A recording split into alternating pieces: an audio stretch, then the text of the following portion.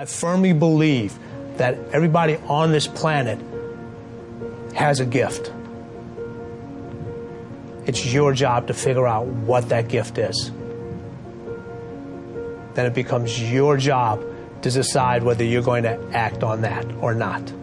Everyone sees the work that you put in, but it's what you don't see is going to determine how far you're going to get.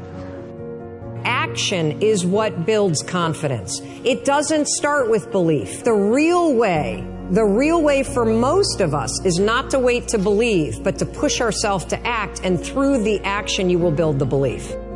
All the time people say, oh, look in the mirror and you'll see why you're not succeeding.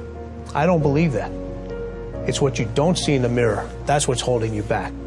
It's what you're not willing to see is why talent is not enough. And when you finally see it and accept it and decide to work on it, then you can take that next level. But if you are constantly looking outside of yourself and you don't latch on to your gift, you will never find your purpose. If you want to succeed, you must commit to your own gift and embrace it. Now, this is how you know you're not living in your gift. If when the alarm clock goes off in the morning and you ain't happy about it, you ain't doing what you want to do. See, you're fighting upstream. You're going against what God created you for. If your job makes you sick to go to, if you're unhappy with waking up to go to where you got to go, it's because you ain't living in your gift. Some people are born to be teachers, caregivers, nurses, babysitters. Those are gifts. If you're living in your gift, you're cool. It's just if you ain't. If you fry chicken better than everybody else, you should be somewhere frying chicken. If you do hair better than everybody else, you should be somewhere doing somebody's hair. Those are gifts. Telling jokes was a gift. They're just not just running, jumping. If you paint, you should be painting. If babysitting is what you really do, you should be babysitting. You're doing anything. If you fix cars, you work with your hands. You're supposed to be working with your hands. You do anything else, when that alarm clock go off in the morning, you ain't gonna like it. Now, if you waking up, you going down there, they ain't paying you what you want. You hate your coworkers. You're down there, your boss has no business being your boss. I just never thought that anybody should be in charge of me. I always saw myself free. I just want to come to work. This is all I want to do. Bishop Jake said this, that I would hate to die and never do the thing I was born to do.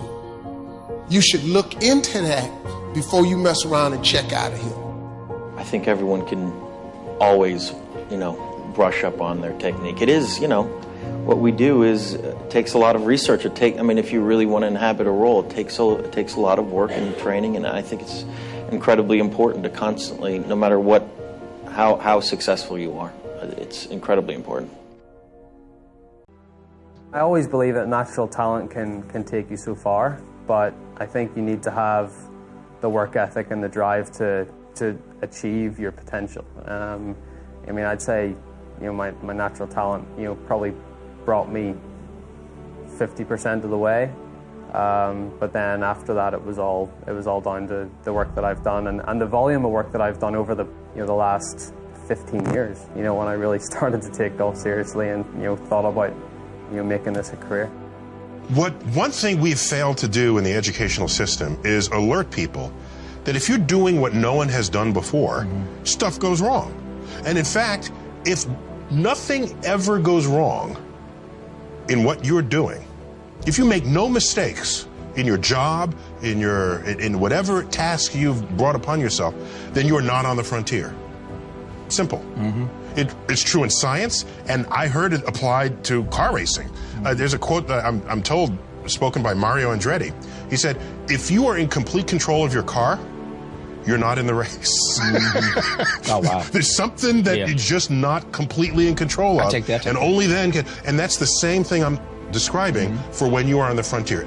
We've been getting a ton of questions about being paralyzed with the fear of what other people think. And this is so commonplace. I think every human being on the planet is paralyzed in some aspect or some area of their life because they're concerned about what their parents or what their friends or what their friends on Facebook or what their colleagues or what their upline or their downline or whatever, what their neighbors are going to think. If you are struggling with this and you have not found it helpful to attack your thinking patterns, then here's a trick that I want you to try to break the pattern of being paralyzed by what other people think. I want you to pick one thing that you've been wanting to do, that you've been thinking about, but you have stopped yourself from doing because you're concerned about what other people think. Let me give you some examples. Maybe you've wanted to go on a wellness retreat, but you think your spouse will roll their eyes at you, so you haven't done it.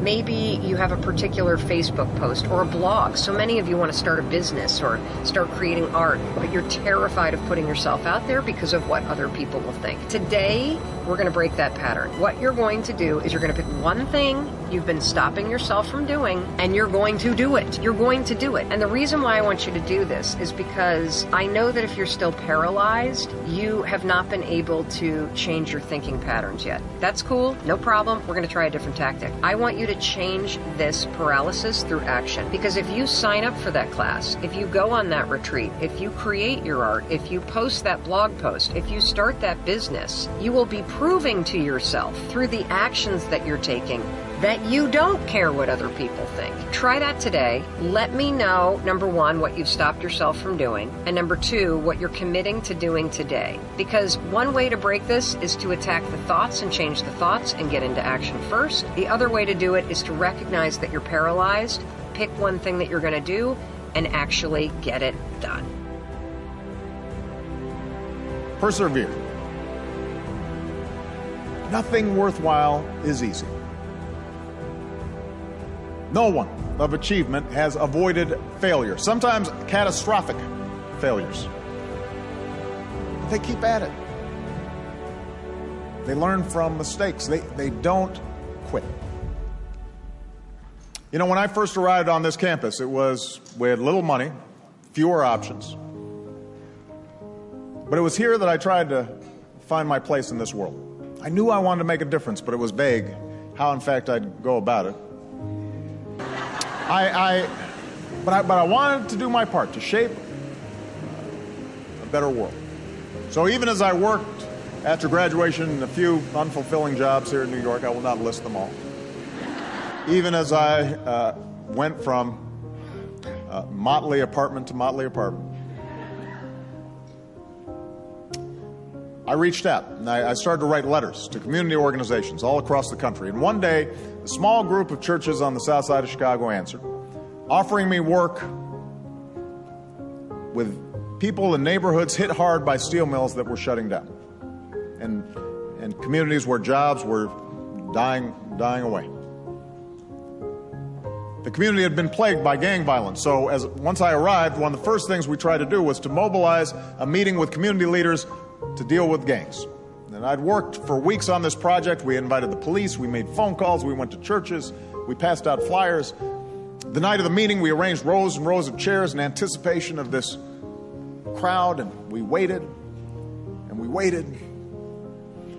And finally, a group of older folks walked into the hall, and they sat down, and this little old lady raised her hand and asked, "Is this where the bingo game is?"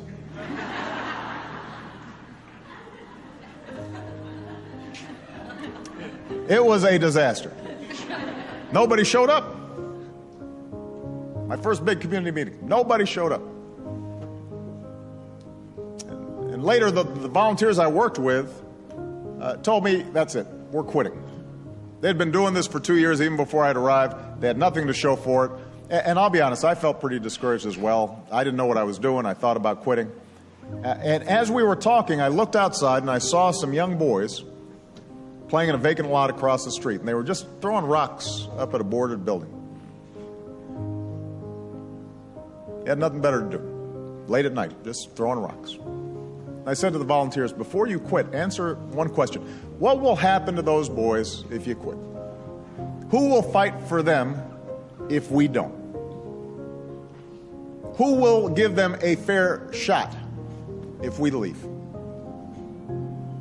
And one by one, the volunteers decided not to quit. We went back to those neighborhoods and we kept at it. We registered new voters and we set up after-school programs and we fought for new jobs, helped people live lives with some measure of dignity, and we sustained ourselves with those small victories. We didn't set the world on fire. Some of those communities are still very poor. There's still a lot of gangs out there.